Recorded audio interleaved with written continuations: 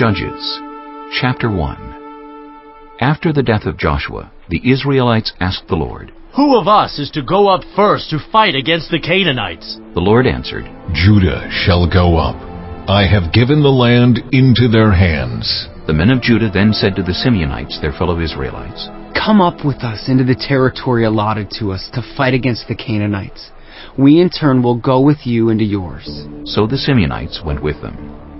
When Judah attacked, the Lord gave the Canaanites and Perizzites into their hands, and they struck down 10,000 men at Bezek. It was there that they found Adoni-Bezek and fought against him, putting to rout the Canaanites and Perizzites. Adoni-Bezek fled, but they chased him and caught him, and cut off his thumbs and big toes.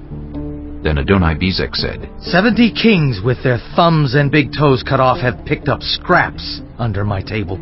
Now God has paid me back for what I did to them. They brought him to Jerusalem, and he died there. The men of Judah attacked Jerusalem also and took it. They put the city to the sword and set it on fire. After that, Judah went down to fight against the Canaanites living in the hill country, the Negev, and the western foothills. They advanced against the Canaanites living in Hebron, formerly called Kiriath Arba, and defeated Sheshai, Ahiman, and Talmai. From there they advanced against the people living in Debir, formerly called Kiriath Sepher. And Caleb said, "I will give my daughter Achsah in marriage to the man who attacks and captures Kiriath Sepher." Othniel, son of Kenaz, Caleb's younger brother, took it. So Caleb gave his daughter Achsah to him in marriage. One day, when she came to Othniel, she urged him to ask her father for a field. When she got off her donkey, Caleb asked her, "What can I do for you?" She replied, "Do me a special favor. Since you have given me land in the Negev, give me also springs of water." So Caleb gave her the upper and lower springs. The descendants of Moses' father-in-law, the Kenite, went up from the city of palms with the people of Judah to live among the inhabitants of the desert of Judah in the Negev near Arad. Then the men of Judah went with the Simeonites, their fellow Israelites, and attacked the Canaanites living in Zephath, and they totally destroyed the city. Therefore it was called Hormah. Judah also took Gaza, Ashkelon, and Ekron, each city with its territory. The Lord was with the men of Judah. They took possession of the hill country, but they were unable to drive the people from the plains because they had chariots fitted with iron. As Moses had promised, Hebron was given to Caleb, who drove from it the 3 sons of Anak. The Benjamites, however, did not drive out the Jebusites, who were living in Jerusalem. To this day the Jebusites live there with the Benjamites. Now the tribes of Joseph attacked Bethel, and the Lord was with them. When they sent men to spy out Bethel, formerly called Luz, the spies saw a man coming out of the city, and they said to him, "Show us how to get into the city, and we will see that you are treated well." So he showed them, and they put the city to the sword, but spared the man and his whole family. He then went to the land of the Hittites, where he built a city and called it Luz, which is its name to this day. But Manasseh did not drive out the people of Bethshan, or Taanach, or Dor, or Ibleam, or Megiddo, and their surrounding settlements, for the Canaanites were determined to live in that land. When Israel became strong, they pressed the Canaanites into forced labor, but never drove them out completely. Nor did Ephraim drive out the Canaanites living in Gezer, but the Canaanites continued to live there among them. Neither did Zebulun drive out the Canaanites living in Kitron or Nahalal, so these Canaanites lived among them, but Zebulun did subject them to forced labor. Nor did Asher drive out those living in Akko, or Sidon, or Alab, or Akzib, or Helba, or Aphek, or Rehob. The Asherites lived among the Canaanite inhabitants of the land, because they did not drive them out. Neither did Naphtali drive out those living in Beth-Shemesh or Beth-Anath, but the Naphtalites too lived among the Canaanite inhabitants of the land, and those living in Beth-Shemesh and Beth-Anath became forced laborers for them. The Amorites confined the Danites to the hill country, not allowing them to come down into the plain. And the Amorites were determined also to hold out in Mount Heres, Aijalon, and Shaalbim. But when the power of the tribes of Joseph increased, they too were pressed into forced labor. The boundary of the Amorites was from Scorpion Pass to Selah and beyond. Chapter 2. The angel of the Lord went up from Gilgal to Bochim and said, "I brought you up out of Egypt, and led you into the land I swore to give to your ancestors. I said, I will never break my covenant with you, and you shall not make a covenant with the people of this land, but you shall break down their altars. Yet you have disobeyed me. Why have you done this? And I have also said, I will not drive them out before you. They will become traps for you, and their gods will become snares to you. When the angel of the Lord had spoken these things to all the Israelites, the people wept aloud, and they called that place Bochim. There they offered sacrifices to the Lord. After Joshua had dismissed the Israelites, they went to take possession of the land, each to their own inheritance. The people served the Lord throughout the lifetime of Joshua and of the elders who outlived him, and who had seen all the great things the Lord had done for Israel. Joshua, son of Nun, the servant of the Lord, died at the age of 110. And they buried him in the land of his inheritance, at Timnath-Heres, in the hill country of Ephraim, north of Mount Gaash. After that whole generation had been gathered to their ancestors, another generation grew up who knew neither the Lord nor what he had done for Israel. Then the Israelites did evil in the eyes of the Lord, and served the Baals. They forsook the Lord, the God of their ancestors, who had brought them out of Egypt. They followed and worshipped various gods of the peoples around them. They aroused the Lord's anger, because they forsook him and served Baal and the Ashtoreths. In his anger against Israel, the Lord gave them into the hands of raiders who plundered them. He sold them into the hands of their enemies all around, whom they were no longer able to resist. Whenever Israel went out to fight, the hand of the Lord was against them to defeat them, just as he had sworn to them. They were in great distress. Then the Lord raised up judges who saved them out of the hands of these raiders. Yet they would not listen to their judges, but prostituted themselves to other gods and worshipped them. They quickly turned from the ways of their ancestors, who had been obedient to the Lord's commands. Whenever the Lord raised up a judge for them, he was with the judge and saved them out of the hands of their enemies as long as the judge lived. For the Lord relented because of their groaning under those who oppressed and afflicted them. But when the judge died, the people returned to ways even more corrupt than those of their ancestors, following other gods and serving and worshipping them. They refused to give up their evil practices and stubborn ways. Therefore the Lord was very angry with Israel and said, Because this nation has violated the covenant I ordained for their ancestors, and has not listened to me, I will no longer drive out before them any of the nations Joshua left when he died. I will use them to test Israel, and see whether they will keep the way of the Lord and walk in it, as their ancestors did. The Lord had allowed those nations to remain. He did not drive them out at once by giving them into the hands of Joshua. Chapter 3. These are the nations the Lord left to test all those Israelites who had not experienced any of the wars in Canaan. He did this only to teach warfare to the descendants of the Israelites who had not had previous battle experience. The 5 rulers of the Philistines, all the Canaanites, the Sidonians, and the Hivites living in the Lebanon mountains from Mount Baal-Hermon to Lebo-Hamath. They were left to test the Israelites to see whether they would obey the Lord's commands, which he had given their ancestors through Moses. The Israelites lived among the Canaanites, Hittites, Amorites, Perizzites, Hivites, and Jebusites. They took their daughters in marriage and gave their own daughters to their sons and served their gods. The Israelites did evil in the eyes of the Lord. They forgot the Lord their God and served the Baals and the Asherahs. The anger of the Lord burned against Israel, so that he sold them into the hands of Cushan-Rishathaim, king of Aram-Naharaim, to whom the Israelites were subject for 8 years. But when they cried out to the Lord, he raised up for them a deliverer, Othniel, son of Kenaz, Caleb's younger brother, who saved them. The Spirit of the Lord came on him, so that he became Israel's judge and went to war. The Lord gave Cushan-Rishathaim, king of Aram, into the hands of Othniel, who overpowered him. So the land had peace for 40 years, until Othniel, son of Kenaz, died. Again the Israelites did evil in the eyes of the Lord, and because they did this evil, the Lord gave Eglon, king of Moab, power over Israel. Getting the Ammonites and Amalekites to join him, Eglon came and attacked Israel, and they took possession of the city of palms. The Israelites were subject to Eglon, king of Moab, for 18 years. Again the Israelites cried out to the Lord, and he gave them a deliverer, Ehud, a left-handed man, the son of Jerah the Benjamite. The Israelites sent him with tribute to Eglon, king of Moab. Now Ehud had made a double-edged sword about a cubit long, which he strapped to his right thigh under his clothing. He presented the tribute to Eglon, king of Moab, who was a very fat man. After Ehud had presented the tribute, he sent on their way those who had carried it. But on reaching the stone images near Gilgal, he himself went back to Eglon and said, Your Majesty, I have a secret message for you. The king said to his attendants, Leave us! And they all left. Ehud then approached him while he was sitting alone in the upper room of his palace and said, I have a message from God for you. As the king rose from his seat, Ehud reached with his left hand, drew the sword from his right thigh, and plunged it into the king's belly. Even the handle sank in after the blade, and his bowels discharged. Ehud did not pull the sword out, and the fat closed in over it. Then Ehud went out to the porch. He shut the doors of the upper room behind him and locked them. After he had gone, the servants came and found the doors of the upper room locked.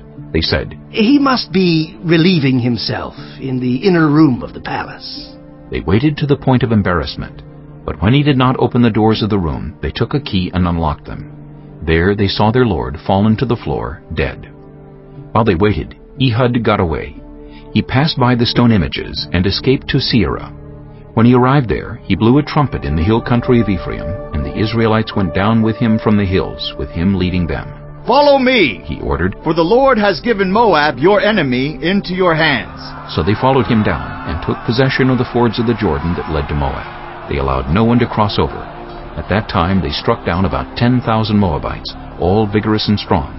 Not one escaped. That day Moab was made subject to Israel, and the land had peace for 80 years. After Ehud came Shamgar, son of Anath, who struck down 600 Philistines with an ox goad. He too saved Israel. Chapter 4. Again the Israelites did evil in the eyes of the Lord, now that Ehud was dead. So the Lord sold them into the hands of Jabin, king of Canaan, who reigned in Hazor. Sisera, the commander of his army, was based in Harosheth-Hagoyim. Because he had 900 chariots fitted with iron, and had cruelly oppressed the Israelites for 20 years, they cried to the Lord for help. Now Deborah, a prophet, the wife of Lapidoth, was leading Israel at that time. She held court under the palm of Deborah between Ramah and Bethel in the hill country of Ephraim, and the Israelites went up to her to have their disputes decided. She sent for Barak, son of Abinoam, from Kedesh in Naphtali, and said to him, The Lord, the God of Israel, commands you, Go, take with you 10,000 men of Naphtali and Zebulun, and lead them up to Mount Tabor. I will lead Sisera, the commander of Jabin's army, with his chariots and his troops, to the Kishon River, and give him into your hands. Barak said to her, If you go with me, I will go. But if you don't go with me, I won't go. Certainly, I will go with you, said Deborah. But because of the course you are taking, the honor will not be yours. For the Lord will deliver Sisera into the hands of a woman. So Deborah went with Barak to Kedesh. There Barak summoned Zebulun and Naphtali, and 10,000 men went up under his command. Deborah also went up with him. Now Heber the Kenite had left the other Kenites, the descendants of Hobab, Moses' brother-in-law, and pitched his tent by the great tree in Zaanaim near Kedesh. When they told Sisera that Barak, son of Abinoam, had gone up to Mount Tabor, Sisera summoned from Harosheth-Hagoyim to the Kishon River all his men and his 900 chariots fitted with iron. Then Deborah said to Barak, Go!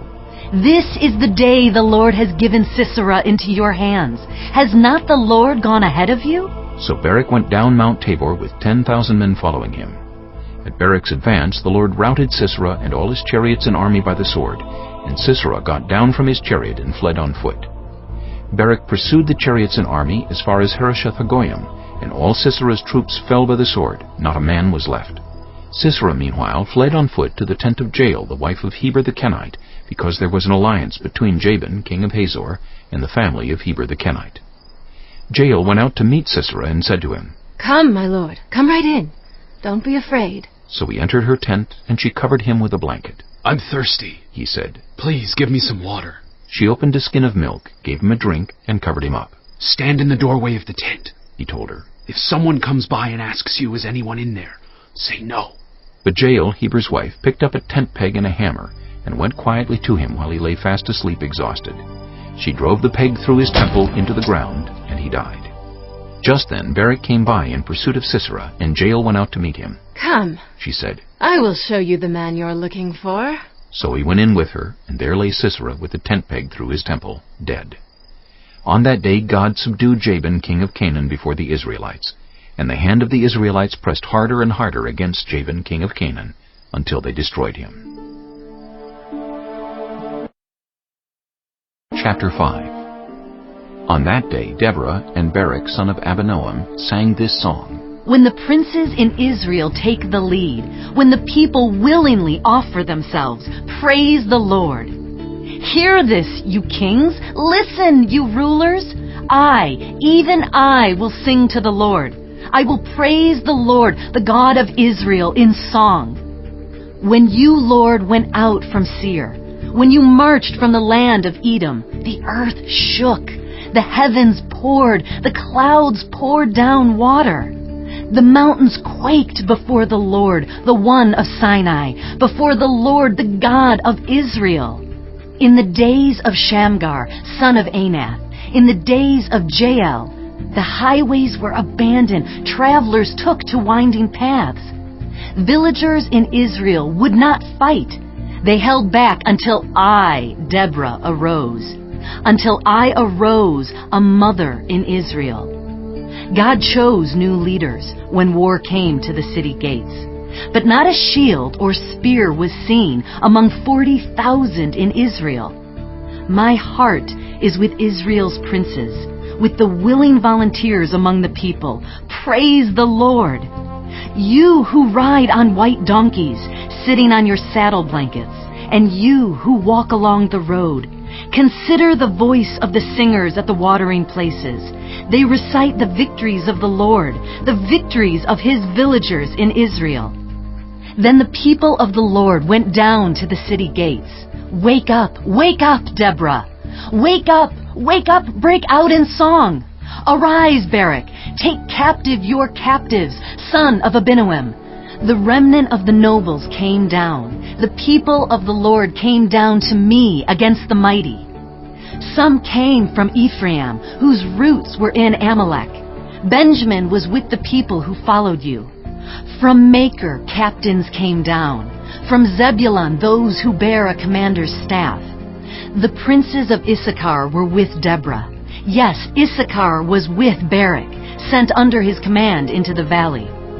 In the districts of Reuben, there was much searching of heart. Why did you stay among the sheep pens to hear the whistling for the flocks?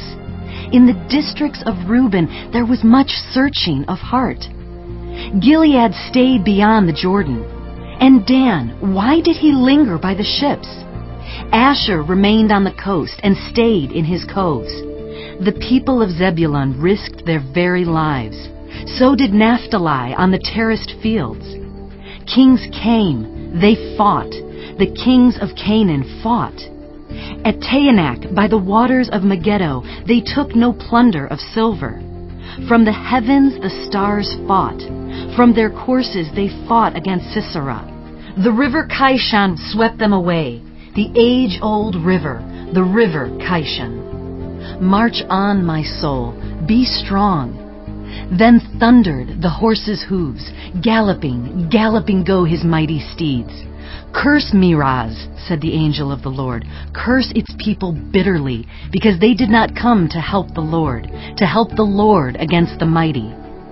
Most blessed of women be Jael, the wife of Heber the Kenite, most blessed of tent-dwelling women. He asked for water, and she gave him milk. In a bowl fit for nobles, she brought him curdled milk. Her hand reached for the tent peg, her right hand for the workman's hammer. She struck Sisera, she crushed his head, she shattered and pierced his temple. At her feet he sank, he fell, there he lay. At her feet he sank, he fell.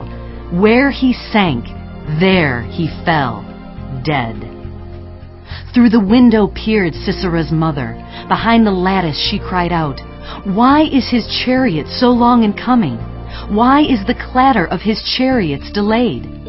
The wisest of her ladies answer her. Indeed, she keeps saying to herself, "Are they not finding and dividing the spoils, a woman or two for each man? Colorful garments as plunder for Sisera, colorful garments embroidered, highly embroidered garments for my neck, all this as plunder?" So may all your enemies perish, Lord, but may all who love you be like the sun when it rises in its strength. Then the land had peace 40 years. Chapter 6. The Israelites did evil in the eyes of the Lord, and for 7 years he gave them into the hands of the Midianites. Because the power of Midian was so oppressive, the Israelites prepared shelters for themselves in mountain clefts, caves, and strongholds. Whenever the Israelites planted their crops, the Midianites, Amalekites, and other eastern peoples invaded the country. They camped on the land and ruined the crops all the way to Gaza, and did not spare a living thing for Israel, neither sheep nor cattle nor donkeys. They came up with their livestock in their tents like swarms of locusts. It was impossible to count them or their camels. They invaded the land to ravage it. Midian so impoverished the Israelites that they cried out to the Lord for help. When the Israelites cried out to the Lord because of Midian, he sent them a prophet who said, "This is what the Lord, the God of Israel, says. I brought you up out of Egypt, out of the land of slavery. I rescued you from the hand of the Egyptians, and I delivered you from the hand of all your oppressors. I drove them out before you and gave you their land. I said to you, I am the Lord, your God. Do not worship the gods of the Amorites in whose land you live. But you have not listened to me." The angel of the Lord came and sat down under the oak in Ophrah that belonged to Joash the Abiezrite, where his son Gideon was threshing wheat in a winepress to keep it from the Midianites. When the angel of the Lord appeared to Gideon, he said, "The Lord is with you, mighty warrior." "Pardon me, my lord," Gideon replied. "but if the Lord is with us, why has all this happened to us? Where are all his wonders that our ancestors told us about when they said, 'Did not the Lord bring us up out of Egypt?' But now the Lord has abandoned us and given us into the hand of Midian." The Lord turned to him and said, "Go in the strength you have, and save Israel out of Midian's hand. Am I not sending you?" "Pardon me, my lord," Gideon replied, "but how can I save Israel? My clan is the weakest in Manasseh, and I am the least in my family." The Lord answered, "I will be with you, and you will strike down all the Midianites, leaving none alive." Gideon replied, "If now I have found favor in your eyes, give me a sign that it is really you talking to me. Please do not go away until I come back and bring my offering and set it before you." And the Lord said, "I will wait until you return."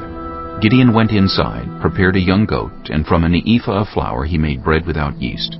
Putting the meat in a basket and its broth in a pot, he brought them out and offered them to him under the oak. The angel of God said to him, "Take the meat and the unleavened bread, place them on this rock, and pour out the broth." And Gideon did so. Then the angel of the Lord touched the meat and the unleavened bread with the tip of the staff that was in his hand.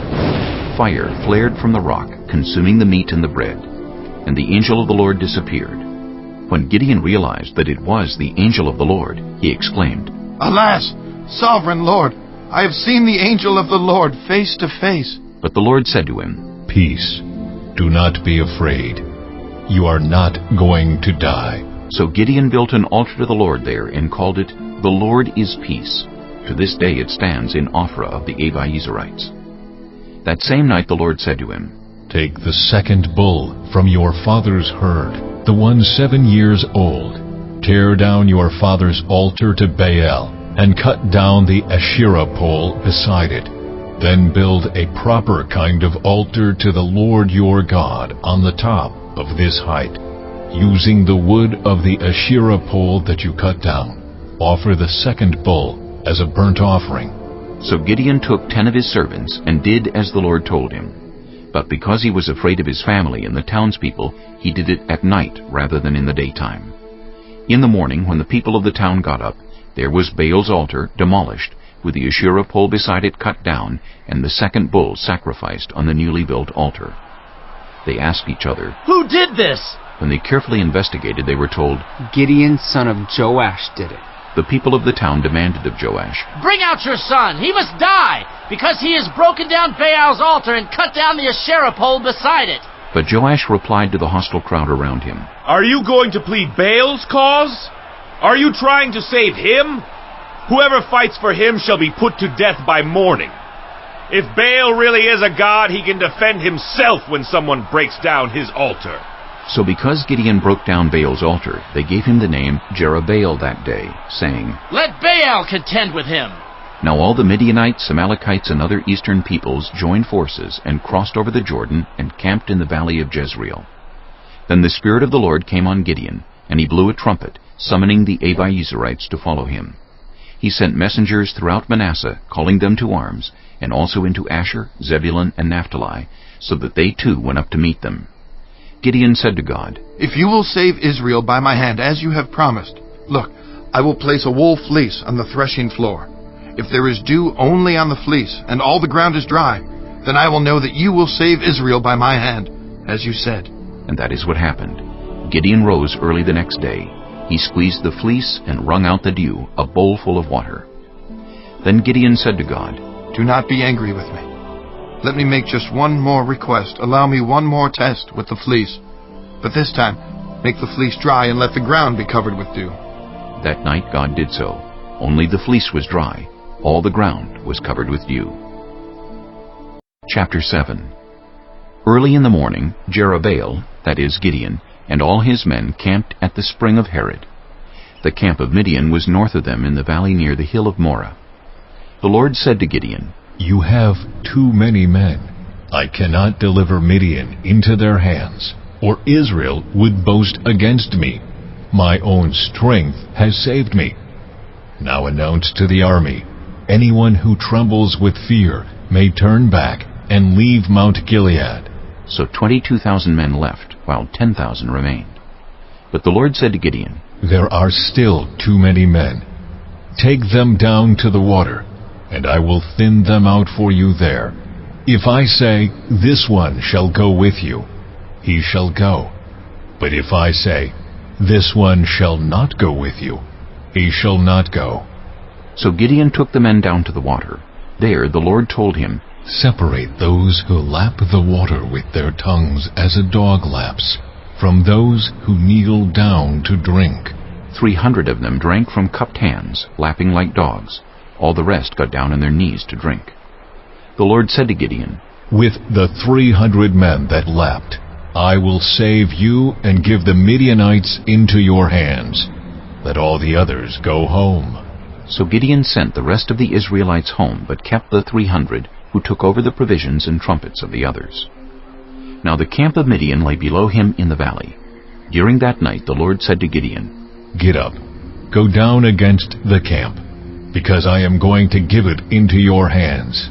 If you are afraid to attack, go down to the camp with your servant Purah, and listen to what they are saying. Afterward, you will be encouraged to attack the camp. So he and Purah his servant went down to the outposts of the camp. The Midianites, the Amalekites, and all the other eastern peoples had settled in the valley, thick as locusts. Their camels could no more be counted than the sand on the seashore. Gideon arrived just as a man was telling a friend his dream. I had a dream, he was saying. A round loaf of barley bread came tumbling into the Midianite camp. It struck the tent with such force that the tent overturned and collapsed.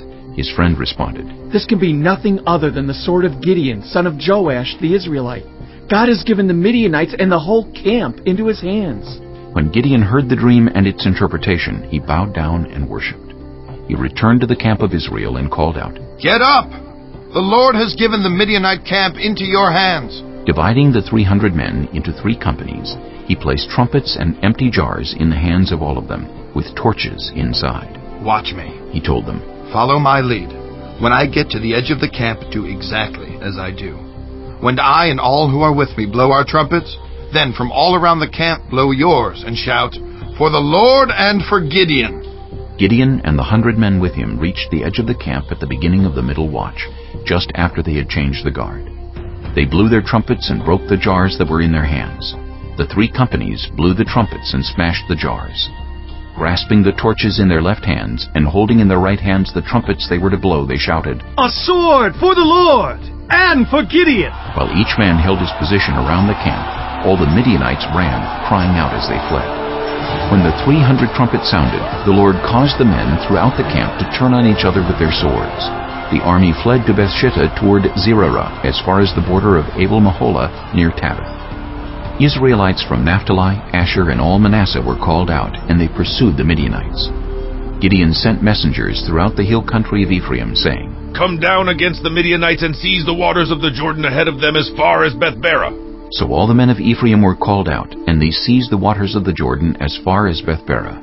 They also captured 2 of the Midianite leaders, Oreb and Zeeb. They killed Oreb at the rock of Oreb, and Zeeb at the winepress of Zeeb. They pursued the Midianites and brought the heads of Oreb and Zeeb to Gideon, who was by the Jordan. Chapter 8. Now the Ephraimites asked Gideon, "Why have you treated us like this? Why didn't you call us when you went to fight Midian?" And they challenged him vigorously. But he answered them, "What have I accomplished compared to you? Aren't the gleanings of Ephraim's grapes better than the full grape harvest of Abiezer? God gave Oreb and Zeeb, the Midianite leaders, into your hands. What was I able to do compared to you?" At this, their resentment against him subsided. Gideon and his 300 men, exhausted, yet keeping up the pursuit, came to the Jordan and crossed it. He said to the men of Succoth, "Give my troops some bread. They are worn out, and I am still pursuing Zebah and Zalmunna, the kings of Midian." But the officials of Succoth said, "Do you already have the hands of Zebah and Zalmunna in your possession? Why should we give bread to your troops?" Then Gideon replied, "Just for that? When the Lord has given Zebah and Zalmunna into my hand, I will tear your flesh with desert thorns and briars." From there he went up to Peniel, and made the same request of them, but they answered as the men of Succoth had. So he said to the men of Peniel, "When I return in triumph, I will tear down this tower." Now Zebah and Zalmunna were in Karkor with a force of about 15,000 men, all that were left of the armies of the eastern peoples. 120,000 swordsmen had fallen. Gideon went up by the route of the nomads east of Nobah and Jogbehah, and attacked the unsuspecting army.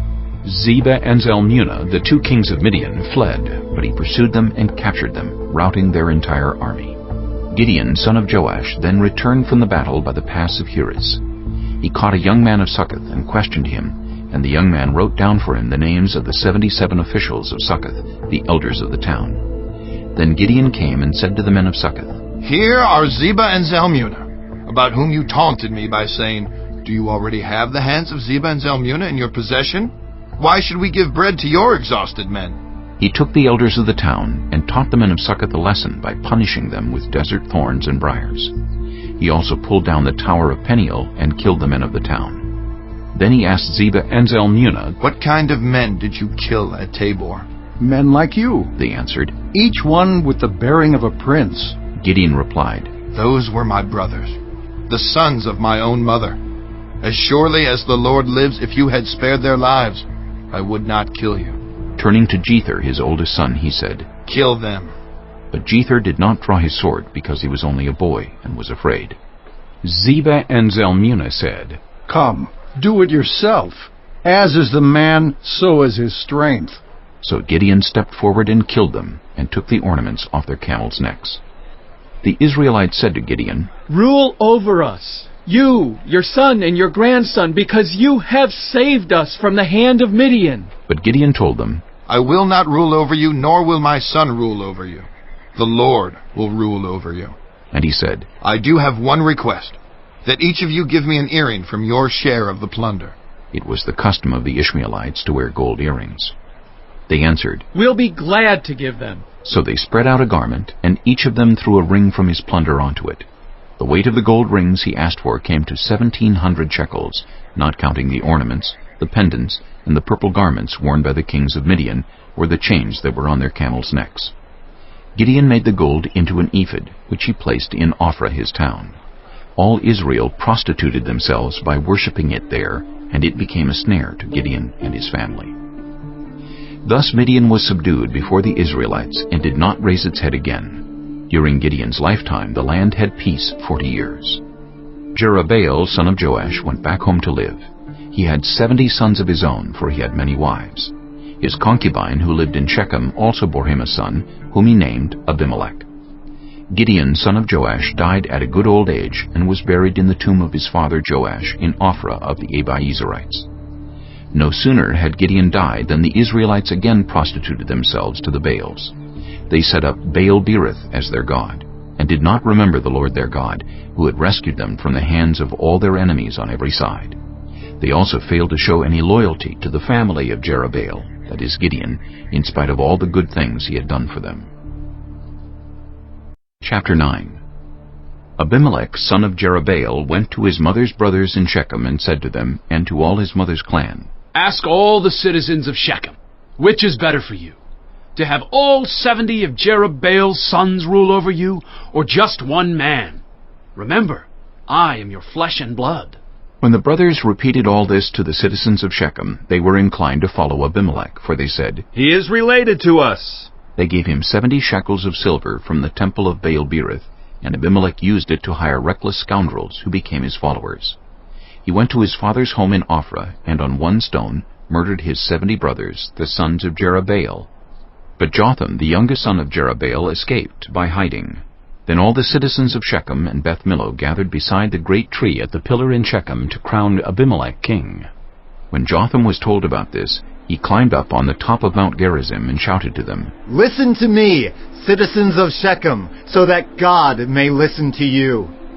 One day the trees went out to anoint a king for themselves. They said to the olive tree, Be our king.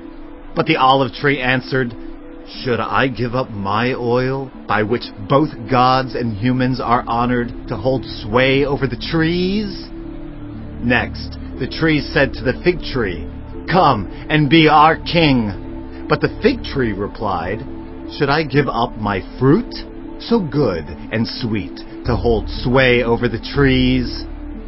Then the tree said to the vine, Come and be our king. But the vine answered, Should I give up my wine, which cheers both gods and humans, to hold sway over the trees? Finally, all the trees said to the thorn bush, Come and be our king. The thorn bush said to the trees, If you really want to anoint me king over you, come and take refuge in my shade. But if not, then let fire come out of the thorn bush and consume the cedars of Lebanon. Have you acted honorably and in good faith by making Abimelech king? Have you been fair to Jerubbaal and his family? Have you treated him as he deserves? Remember that my father fought for you and risked his life to rescue you from the hand of Midian. But today you have revolted against my father's family. You have murdered his 70 sons on a single stone, and have made Abimelech, the son of his female slave, king over the citizens of Shechem because he is related to you. So have you acted honorably and in good faith toward Jerubbaal and his family today? If you have, may Abimelech be your joy, and may you be his too. But if you have not, let fire come out from Abimelech and consume you, the citizens of Shechem and Beth Millo, and let fire come out from you, the citizens of Shechem and Beth Millo, and consume Abimelech. Then Jotham fled, escaping to Beer, and he lived there because he was afraid of his brother Abimelech. After Abimelech had governed Israel 3 years, God stirred up animosity between Abimelech and the citizens of Shechem, so that they acted treacherously against Abimelech. God did this in order that the crime against Jerubbaal's 70 sons, the shedding of their blood, might be avenged on their brother Abimelech and on the citizens of Shechem, who had helped him murder his brothers. In opposition to him, these citizens of Shechem set men on the hilltops to ambush and rob everyone who passed by, and this was reported to Abimelech. Now Gaal, son of Ebed, moved with his clan into Shechem, and its citizens put their confidence in him. After they had gone out into the fields and gathered the grapes and trodden them, they held a festival in the temple of their god. While they were eating and drinking, they cursed Abimelech. Then Gaal, son of Ebed, said, Who is Abimelech, and why should we Shechemites be subject to him? Isn't he Jerubbaal's son, and isn't Zebul his deputy? Serve the family of Hamor, Shechem's father. Why should we serve Abimelech? If only this people were under my command, then I would get rid of him. I would say to Abimelech, Call out your whole army. When Zebul, the governor of the city, heard what Gaal son of Ebed said, he was very angry. Under cover he sent messengers to Abimelech, saying, Gaal son of Ebed and his clan have come to Shechem and are stirring up the city against you. Now then, during the night you and your men should come and lie in wait in the fields. In the morning at sunrise, advance against the city. When Gaal and his men come out against you, seize the opportunity to attack them. So Abimelech and all his troops set out by night and took up concealed positions near Shechem in 4 companies. Now Gaal son of Ebed had gone out and was standing at the entrance of the city gate just as Abimelech and his troops came out from their hiding place. When Gaal saw them, he said to Zebul, Look! People are coming down from the tops of the mountains. Zebul replied, You mistake the shadows of the mountains for men. But Gaal spoke up again. Look!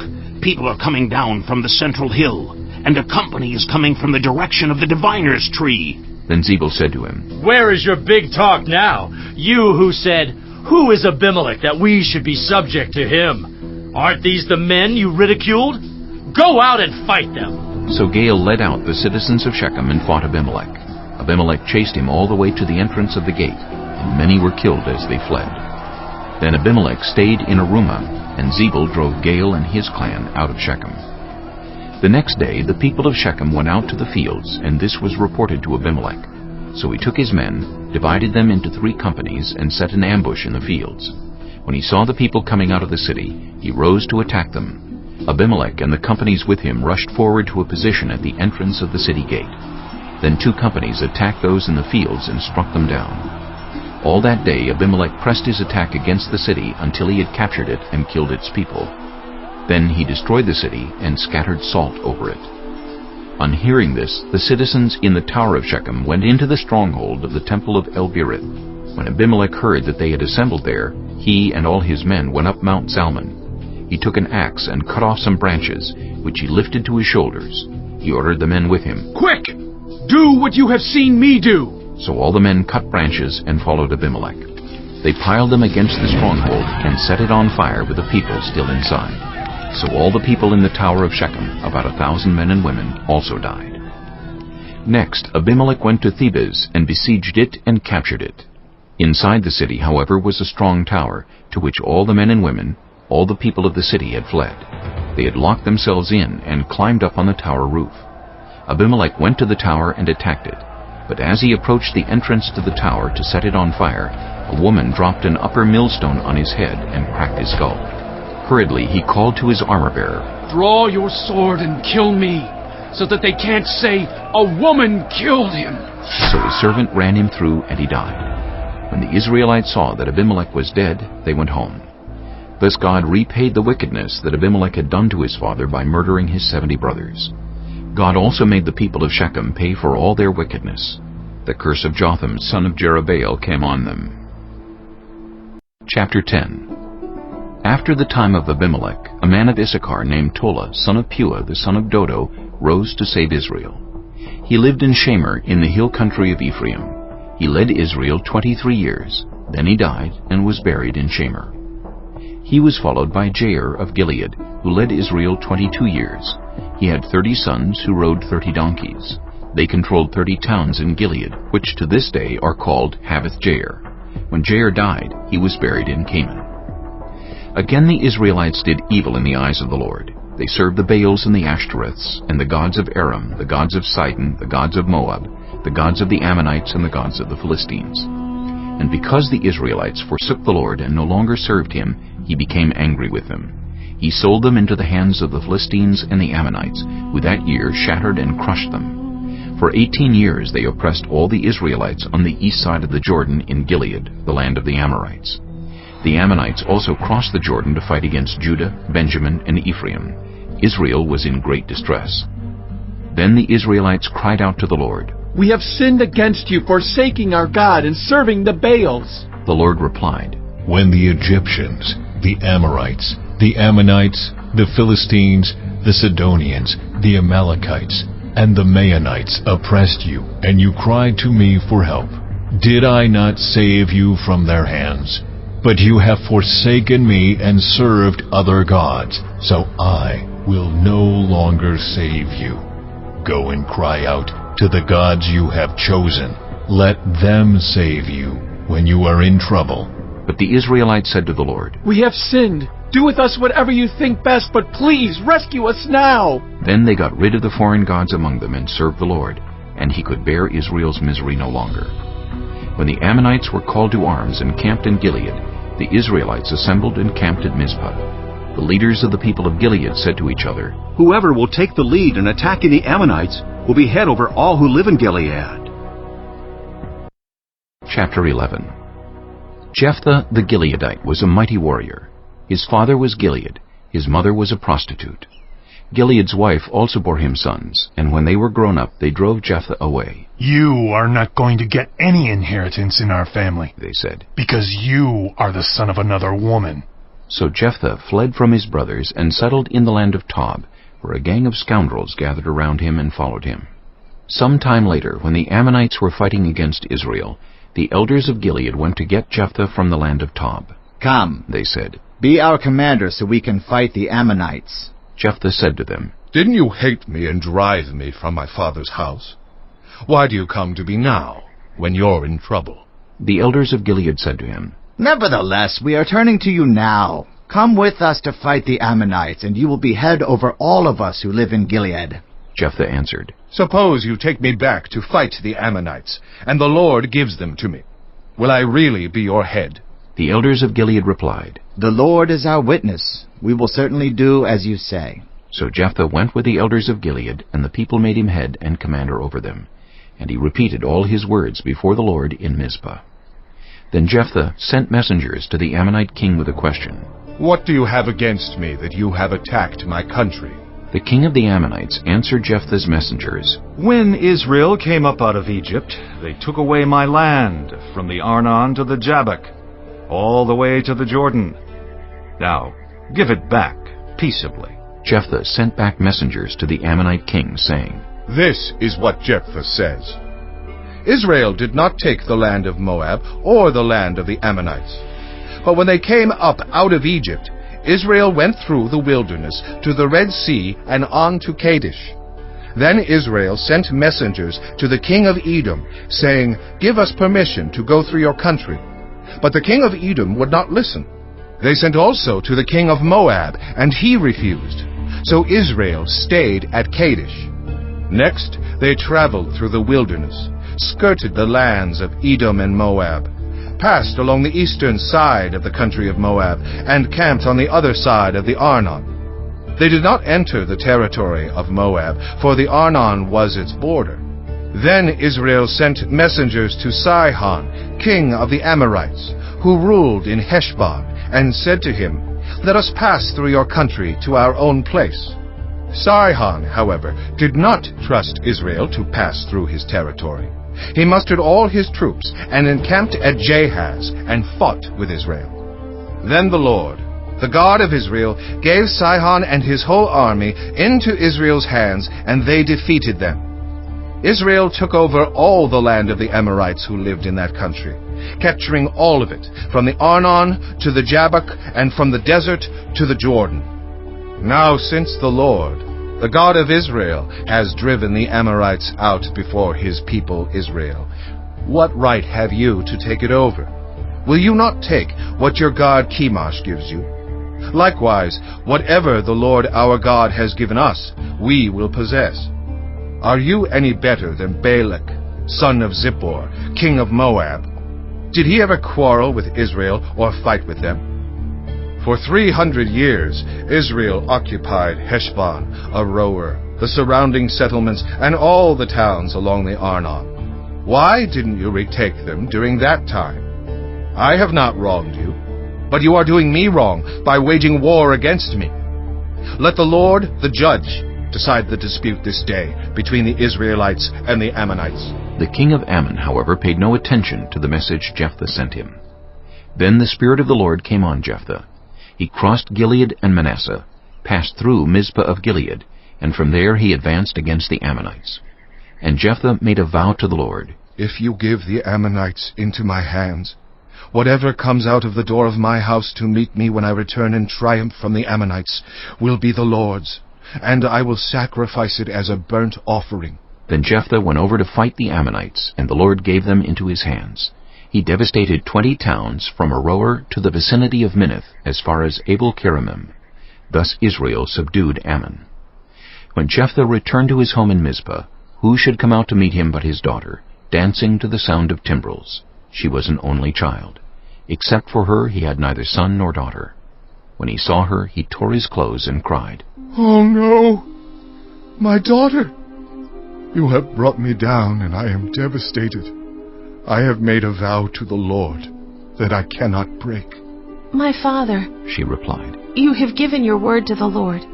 Do to me just as you promised, now that the Lord has avenged you of your enemies, the Ammonites. But grant me this one request, she said. Give me 2 months to roam the hills and weep with my friends, because I will never marry. You may go, he said, and he let her go for 2 months. She and her friends went into the hills and wept because she would never marry. After the 2 months she returned to her father, and he did to her as he had vowed, and she was a virgin. From this comes the Israelite tradition that each year the young women of Israel go out for 4 days to commemorate the daughter of Jephthah the Gileadite. Chapter 12. The Ephraimite forces were called out, and they crossed over to Zaphon. They said to Jephthah, "Why did you go to fight the Ammonites without calling us to go with you? We're going to burn down your house over your head." Jephthah answered, "I and my people were engaged in a great struggle with the Ammonites, and although I called, you didn't save me out of their hands. When I saw that you wouldn't help, I took my life in my hands and crossed over to fight the Ammonites, and the Lord gave me the victory over them. Now why have you come up today to fight me?" Jephthah then called together the men of Gilead and fought against Ephraim. The Gileadites struck them down because the Ephraimites had said, "You Gileadites are renegades from Ephraim and Manasseh." The Gileadites captured the fords of the Jordan leading to Ephraim, and whenever a survivor of Ephraim said, "Let me cross over," the men of Gilead asked him, "Are you an Ephraimite?" If he replied, "No," they said, "All right, say Shibboleth." If he said, "Sibboleth," because he could not pronounce the word correctly, they seized him and killed him at the fords of the Jordan. 42,000 Ephraimites were killed at that time. Jephthah led Israel 6 years. Then Jephthah the Gileadite died and was buried in a town in Gilead. After him, Ibzan of Bethlehem led Israel. He had 30 sons and 30 daughters. He gave his daughters away in marriage to those outside his clan, and for his sons he brought in 30 young women as wives from outside his clan. Ibzan led Israel 7 years. Then Ibzan died and was buried in Bethlehem. After him, Elon the Zebulunite led Israel 10 years. Then Elon died and was buried in Aijalon in the land of Zebulun. After him, Abdon son of Hillel from Pirathon led Israel. He had 40 sons and 30 grandsons who rode on 70 donkeys. He led Israel 8 years. Then Abdon son of Hillel died and was buried at Pirathon in Ephraim in the hill country of the Amalekites. Chapter 13. Again the Israelites did evil in the eyes of the Lord, so the Lord delivered them into the hands of the Philistines for 40 years. A certain man of Zorah named Manoah from the clan of the Danites had a wife who was childless, unable to give birth. The angel of the Lord appeared to her and said, "You are barren and childless, but you are going to become pregnant and give birth to a son. Now see to it that you drink no wine or other fermented drink, and that you do not eat anything unclean. You will become pregnant and have a son whose head is never to be touched by a razor, because the boy is to be a Nazirite, dedicated to God from the womb. He will take the lead in delivering Israel from the hands of the Philistines." Then the woman went to her husband and told him, "A man of God came to me. He looked like an angel of God, very awesome. I didn't ask him where he came from, and he didn't tell me his name. But he said to me, 'You will become pregnant and have a son. Now then, drink no wine or other fermented drink, and do not eat anything unclean, because the boy will be a Nazirite of God from the womb until the day of his death.'" Then Manoah prayed to the Lord, "Pardon your servant, Lord. I beg you to let the man of God you sent to us come again to teach us how to bring up the boy who is to be born." God heard Manoah, and the angel of God came again to the woman while she was out in the field. but her husband Manoah was not with her. The woman hurried to tell her husband. "He's here, the man who appeared to me the other day." Manoah got up and followed his wife. When he came to the man, he said, "Are you the man who talked to my wife?" "I am," he said. So Manoah asked him, "When your words are fulfilled, what is to be the rule that governs the boy's life and work?" The angel of the Lord answered, "Your wife must do all I have told her. She must not eat anything that comes from the grapevine, nor drink any wine or other fermented drink, nor eat anything unclean. She must do everything I have commanded her." Manoah said to the angel of the Lord, "We would like you to stay until we prepare a young goat for you." The angel of the Lord replied, "Even though you detain me, I will not eat any of your food. But if you prepare a burnt offering, offer it to the Lord." Manoah did not realize that it was the angel of the Lord. Then Manoah inquired of the angel of the Lord, "What is your name, so that we may honor you when your word comes true?" He replied, "Why do you ask my name? It is beyond understanding." Then Manoah took a young goat, together with a grain offering, and sacrificed it on a rock to the Lord. And the Lord did an amazing thing while Manoah and his wife watched. As the flame blazed up from the altar toward heaven, the angel of the Lord ascended in the flame. Seeing this, Manoah and his wife fell with their faces to the ground. When the angel of the Lord did not show himself again to Manoah and his wife, Manoah realized that it was the angel of the Lord. "We are doomed to die," he said to his wife. "We have seen God." But his wife answered, "If the Lord had meant to kill us, he would not have accepted a burnt offering and grain offering from our hands, nor shown us all these things, or now told us this." The woman gave birth to a boy and named him Samson. He grew, and the Lord blessed him, and the Spirit of the Lord began to stir him while he was in Mahanadan, between Zorah and Eshtaol. Chapter 14. Samson went down to Timnah and saw there a young Philistine woman. When he returned, he said to his father and mother, "I have seen a Philistine woman in Timnah. Now get her for me as my wife." His father and mother replied, "Isn't there an acceptable woman among your relatives or among all our people? Must you go to the uncircumcised Philistines to get a wife?" But Samson said to his father, "Get her for me. She's the right one for me." His parents did not know that this was from the Lord, who was seeking an occasion to confront the Philistines, for at that time they were ruling over Israel. Samson went down to Timnah together with his father and mother. As they approached the vineyards of Timnah, suddenly a young lion came roaring toward him, and the Spirit of the Lord came powerfully upon him, so that he tore the lion apart with his bare hands, as he might have torn a young goat. But he told neither his father nor his mother what he had done. Then he went down and talked with the woman, and he liked her. Some time later, when he went back to marry her, he turned aside to look at the lion's carcass, and in it he saw a swarm of bees and some honey. He scooped out the honey with his hands and ate as he went along. When he rejoined his parents, he gave them some, and they too ate it. But he did not tell them that he had taken the honey from the lion's carcass. Now his father went down to see the woman, and there Samson held a feast, as was customary for young men. When the people saw him, they chose 30 men to be his companions. "Let me tell you a riddle," Samson said to them. "If you can give me the answer within the 7 days of the feast, I will give you 30 linen garments and 30 sets of clothes. If you can't tell me the answer, you must give me 30 linen garments and 30 sets of clothes." "Tell us your riddle," they said. "Let's hear it." He replied, "Out of the eater, something to eat. Out of the strong, something sweet." For 3 days they could not give the answer. On the 4th day they said to Samson's wife, "Coax your husband into explaining the riddle for us, or we will burn you and your father's household to death. Did you invite us here to steal our property?" Then Samson's wife threw herself on him sobbing. "You hate me. You don't really love me. You've given my people a riddle, but you haven't told me the answer." "I haven't even explained it to my father or mother," he replied. "So why should I explain it to you?" She cried the whole 7 days of the feast. So on the 7th day he finally told her, because she continued to press him. She in turn explained the riddle to her people. Before sunset on the 7th day the men of the town said to him, "What is sweeter than honey? What is stronger than a lion?" Samson said to them, "If you had not plowed with my heifer, you would not have solved my riddle." Then the Spirit of the Lord came powerfully upon him. He went down to Ashkelon, struck down 30 of their men, stripped them of everything, and gave their clothes to those who had explained the riddle. Burning with anger, he returned to his father's home, and Samson's wife was given to one of his companions who had attended him at the feast. Chapter 15. Later on, at the time of wheat harvest, Samson took a young goat and went to visit his wife.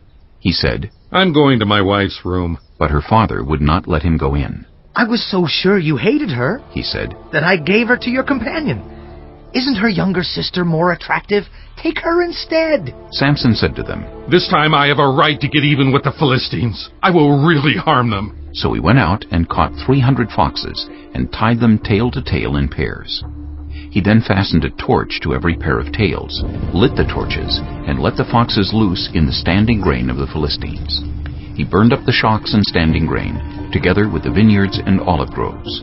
When the Philistines asked, "Who did this?" they were told, "Samson, the Timnite's son-in-law, because his wife was given to his companion." So the Philistines went up and burned her and her father to death.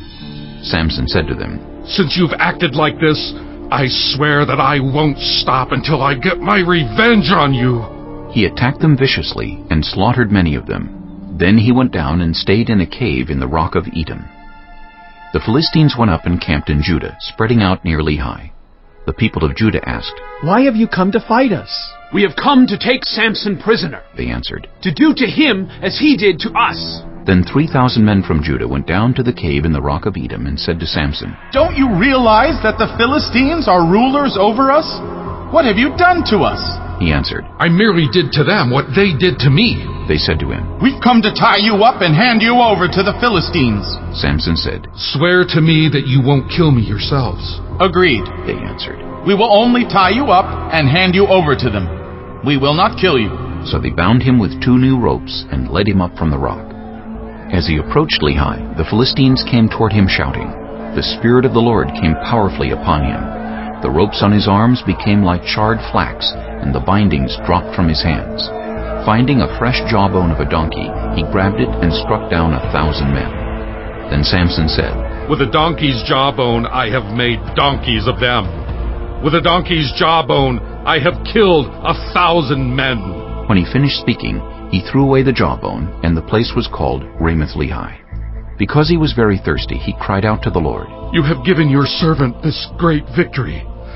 Must I now die of thirst and fall into the hands of the uncircumcised?" Then God opened up the hollow place in Lehi, and water came out of it.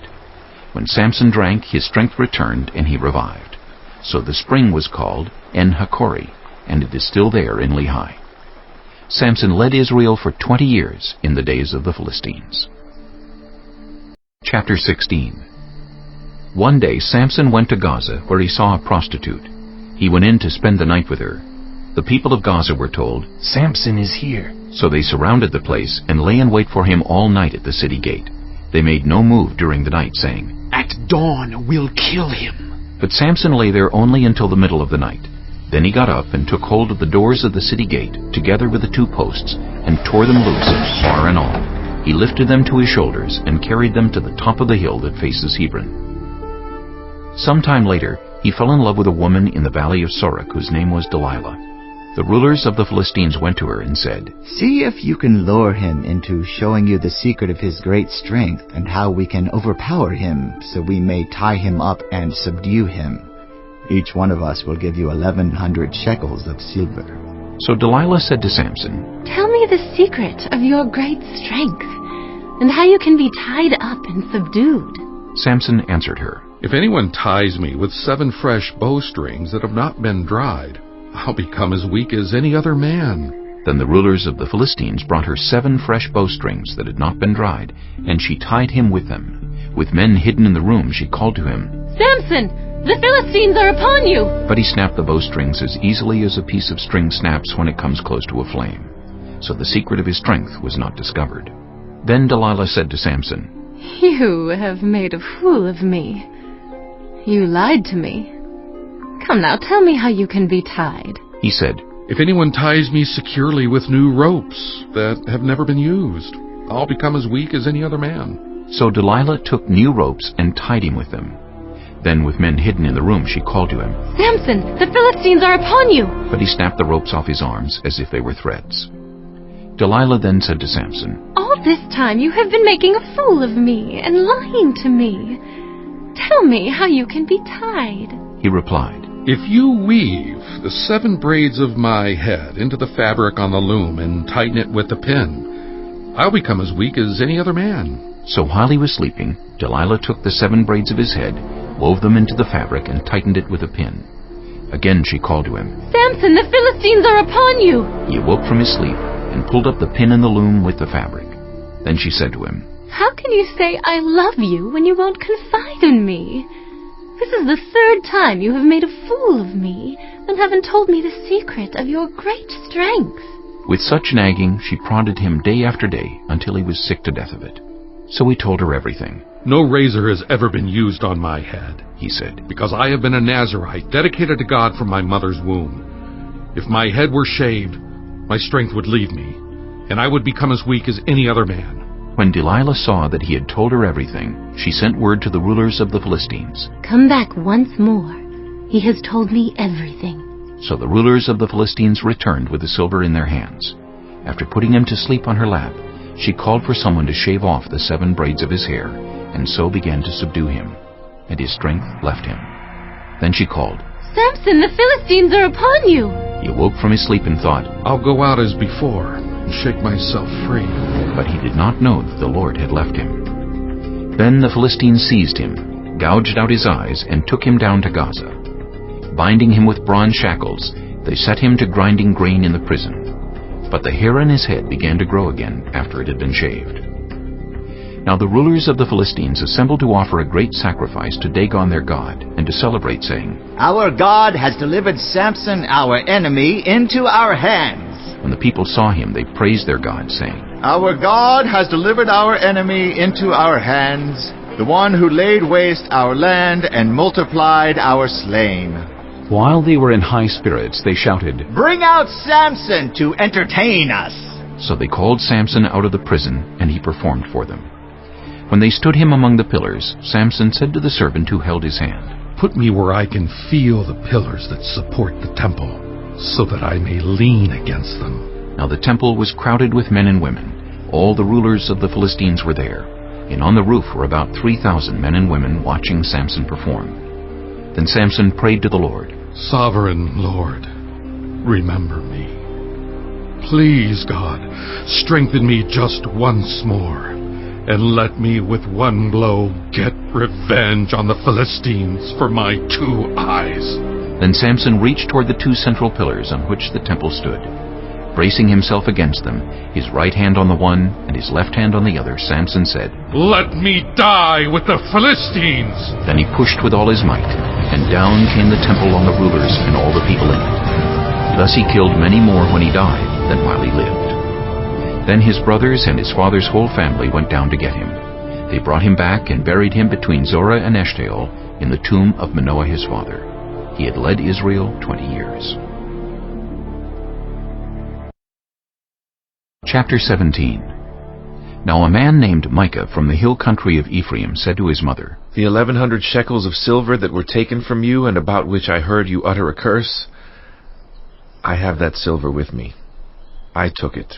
Then his mother said, The Lord bless you, my son. When he returned the 1,100 shekels of silver to his mother, she said, I solemnly consecrate my silver to the Lord, for my son to make an image overlaid with silver. I will give it back to you. So after he returned the silver to his mother, she took 200 shekels of silver and gave them to a silversmith, who used them to make the idol, and it was put in Micah's house. Now this man Micah had a shrine, and he made an ephod and some household gods, and installed one of his sons as his priest. In those days Israel had no king, everyone did as they saw fit. A young Levite from Bethlehem in Judah, who had been living within the clan of Judah, left that town in search of some other place to stay. On his way, he came to Micah's house in the hill country of Ephraim. Micah asked him, Where are you from? I'm a Levite from Bethlehem in Judah, he said, and I'm looking for a place to stay. Then Micah said to him, Live with me and be my father and priest, and I'll give you 10 shekels of silver a year, your clothes and your food. So the Levite agreed to live with him, and the young man became like one of his sons to him. Then Micah installed the Levite, and the young man became his priest and lived in his house.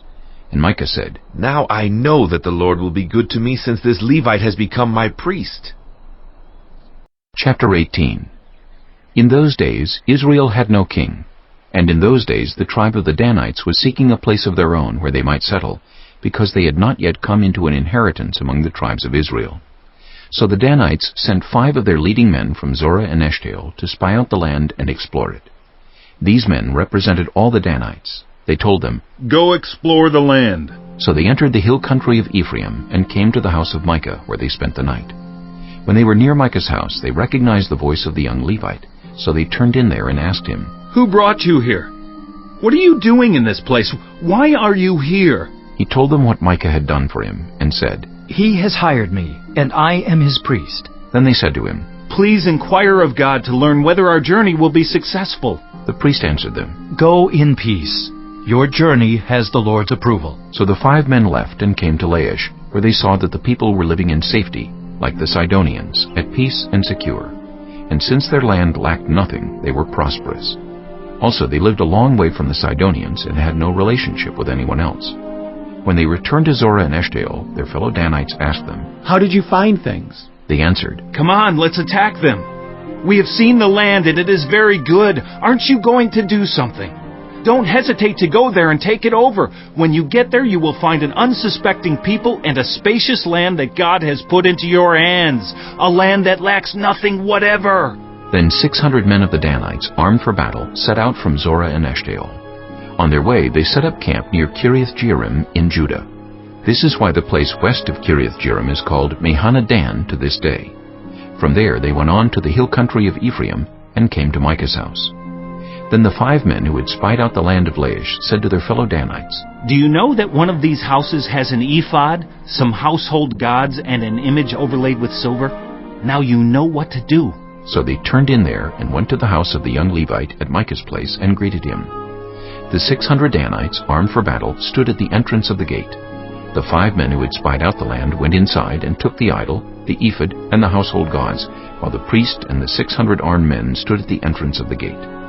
When the 5 men went into Micah's house and took the idol, the ephod, and the household gods, the priest said to them, "What are you doing?" They answered him, "Be quiet. Don't say a word. Come with us and be our father and priest. Isn't it better that you serve a tribe and clan in Israel as priest rather than just one man's household?"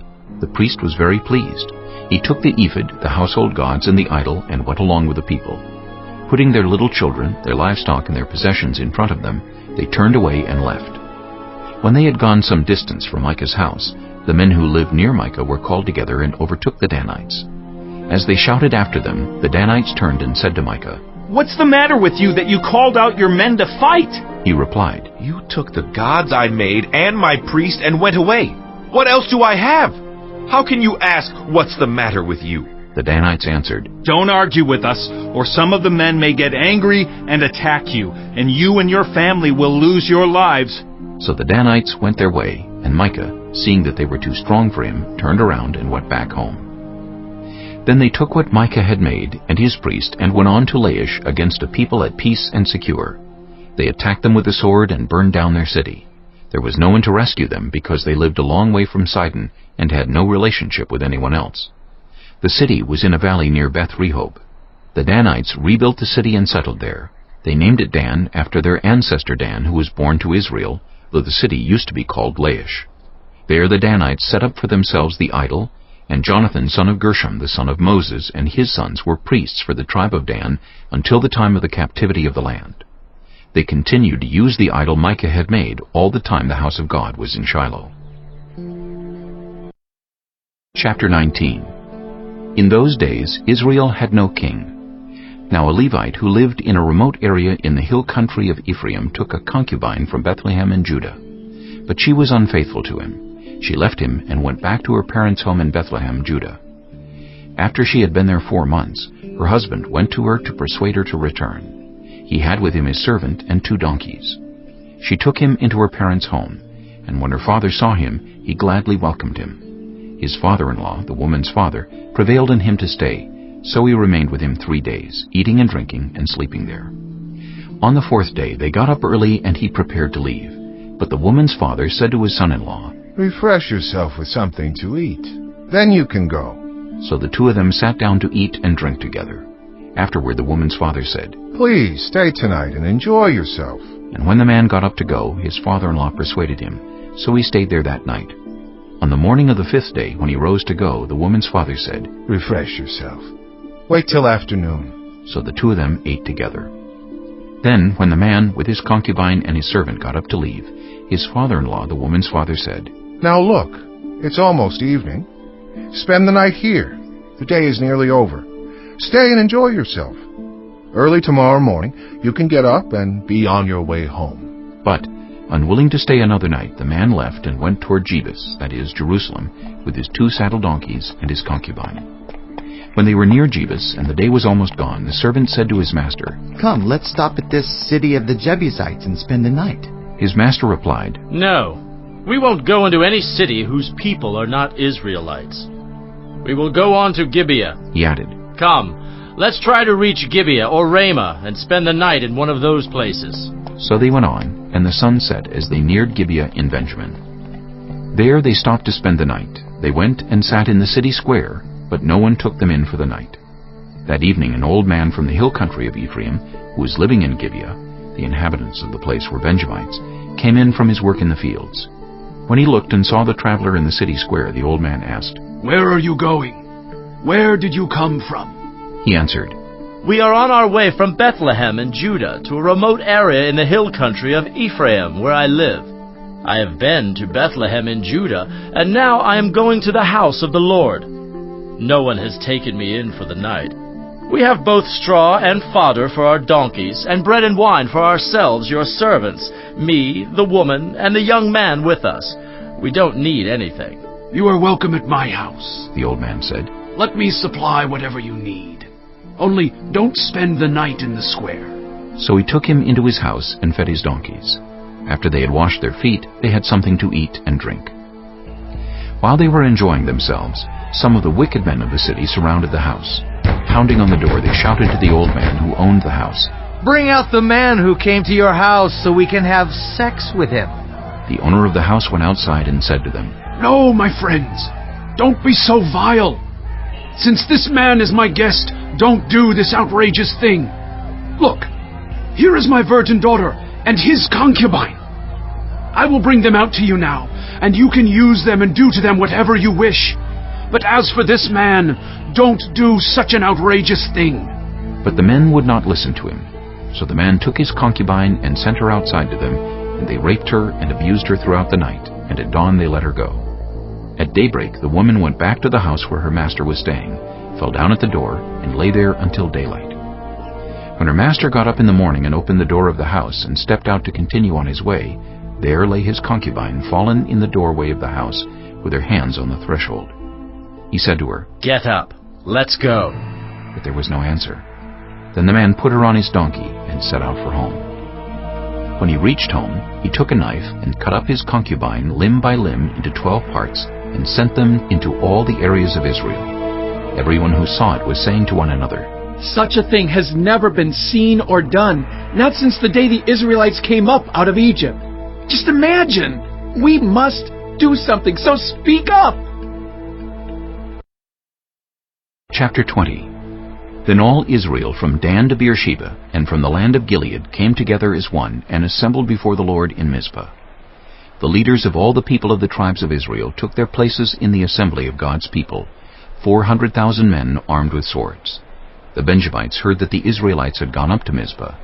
Then the Israelites said, Tell us how this awful thing happened. So the Levite, the husband of the murdered woman, said, I and my concubine came to Gibeah in Benjamin to spend the night. During the night, the men of Gibeah came after me and surrounded the house, intending to kill me. They raped my concubine, and she died. I took my concubine, cut her into pieces, and sent one piece to each region of Israel's inheritance, because they committed this lewd and outrageous act in Israel. Now, all of you Israelites, speak up and tell me what you have decided to do. All the men rose up together as one, saying, None of us will go home. No, not one of us will return to his house. But now this is what we'll do to Gibeah. We'll go up against it in the order decided by casting lots. We'll take 10 men out of every 100 from all the tribes of Israel, and 100 from 1,000, and 1,000 from 10,000 to get provisions for the army.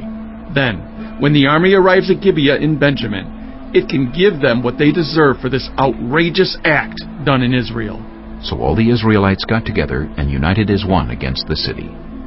The tribes of Israel sent messengers throughout the tribe of Benjamin, saying, What about this awful crime that was committed among you? Now turn those wicked men of Gibeah over to us, so that we may put them to death and purge the evil from Israel. But the Benjamites would not listen to their fellow Israelites. From their towns they came together at Gibeah to fight against the Israelites. At once the Benjamites mobilized 26,000 swordsmen from their towns, in addition to 700 able young men from those living in Gibeah. Among all these soldiers there were 700 select troops who were left-handed, each of whom could sling a stone at a hair and not miss. Israel, apart from Benjamin, mustered 400,000 swordsmen, all of them fit for battle. The Israelites went up to Bethel and inquired of God. They said, Who of us is to go up first to fight against the Benjamites? The Lord replied, Judah shall go first. The next morning the Israelites got up and pitched camp near Gibeah. The Israelites went out to fight the Benjamites and took up battle positions against them at Gibeah. The Benjamites came out of Gibeah and cut down 22,000 Israelites on the battlefield that day. But the Israelites encouraged one another and again took up their positions where they had stationed themselves the first day. The Israelites went up and wept before the Lord until evening, and they inquired of the Lord. They said, Shall we go up again to fight against the Benjamites, our fellow Israelites? The Lord answered, Go up against them. Then the Israelites drew near to Benjamin the second day. This time, when the Benjamites came out from Gibeah to oppose them, they cut down another 18,000 Israelites, all of them armed with swords. Then all the Israelites, the whole army, went up to Bethel, and there they sat weeping before the Lord. They fasted that day until evening, and presented burnt offerings and fellowship offerings to the Lord. And the Israelites inquired of the Lord. In those days the ark of the covenant of God was there, with Phinehas, son of Eleazar, the son of Aaron, ministering before it. They asked, Shall we go up again to fight against the Benjamites, our fellow Israelites, or not? The Lord responded, Go, for tomorrow I will give them into your hands. Then Israel set an ambush around Gibeah. They went up against the Benjamites on the third day, and took up positions against Gibeah as they had done before. The Benjamites came out to meet them, and were drawn away from the city. They began to inflict casualties on the Israelites as before, so that about 30 men fell in the open field and on the roads, the one leading to Bethel and the other to Gibeah. While the Benjamites were saying, We are defeating them as before, the Israelites were saying, Let's retreat and draw them away from the city to the roads. All the men of Israel moved from their places and took up positions at Baal Tamar, and the Israelite ambush charged out of its place on the west of Gibeah. Then 10,000 of Israel's able young men made a frontal attack on Gibeah. The fighting was so heavy that the Benjamites did not realize how near disaster was. The Lord defeated Benjamin before Israel, and on that day the Israelites struck down 25,100 Benjamites, all armed with swords. Then the Benjamites saw that they were beaten. Now the men of Israel had given way before Benjamin because they relied on the ambush they had set near Gibeah. Those who had been in ambush made a sudden dash into Gibeah, spread out, and put the whole city to the sword. The Israelites had arranged with the ambush that they should send up a great cloud of smoke from the city, and then the Israelites would counterattack. The Benjamites had begun to inflict casualties on the Israelites, about 30, and they said, We are defeating them as in the first battle. But when the column of smoke began to rise from the city, the Benjamites turned and saw the whole city going up in smoke. Then the Israelites counterattacked, and the Benjamites were terrified, because they realized that disaster had come on them. So they fled before the Israelites in the direction of the wilderness, but they could not escape the battle. And the Israelites who came out of the towns cut them down there. They surrounded the Benjamites, chased them, and easily overran them in the vicinity of Gibeah on the east. 18,000 Benjamites fell, all of them valiant fighters. As they turned and fled toward the wilderness to the rock of Rimmon, the Israelites cut down 5,000 men along the roads. They kept pressing after the Benjamites as far as Gidom and struck down 2,000 more. On that day, 25,000 Benjamite swordsmen fell, all of them valiant fighters. But 600 of them turned and fled into the wilderness to the rock of Rimmon, where they stayed 4 months. The men of Israel went back to Benjamin and put all the towns to the sword, including the animals and everything else they found. All the towns they came across they set on fire. Chapter 21. The men of Israel had taken an oath at Mizpah. Not one of us will give his daughter in marriage to a Benjamite. The people went to Bethel, where they sat before God until evening, raising their voices and weeping bitterly. Lord God of Israel, they cried, why has this happened to Israel? Why should one tribe be missing from Israel today? Early the next day the people built an altar and presented burnt offerings and fellowship offerings. Then the Israelites asked, Who from all the tribes of Israel has failed to assemble before the Lord? For they had taken a solemn oath that anyone who failed to assemble before the Lord at Mizpah was to be put to death. Now the Israelites grieved for the tribe of Benjamin, their fellow Israelites. Today one tribe is cut off from Israel, they said. How can we provide wives for those who are left, since we have taken an oath by the Lord not to give them any of our daughters in marriage? Then they asked, Which one of the tribes of Israel failed to assemble before the Lord at Mizpah? They discovered that no one from Jabesh-Gilead had come to the camp for the assembly. For when they counted the people, they found that none of the people of Jabesh-Gilead were there. So the assembly sent 12,000 fighting men with instructions to go to Jabesh-Gilead and put to the sword those living there, including the women and children. This is what you are to do, they said. Kill every male and every woman who is not a virgin.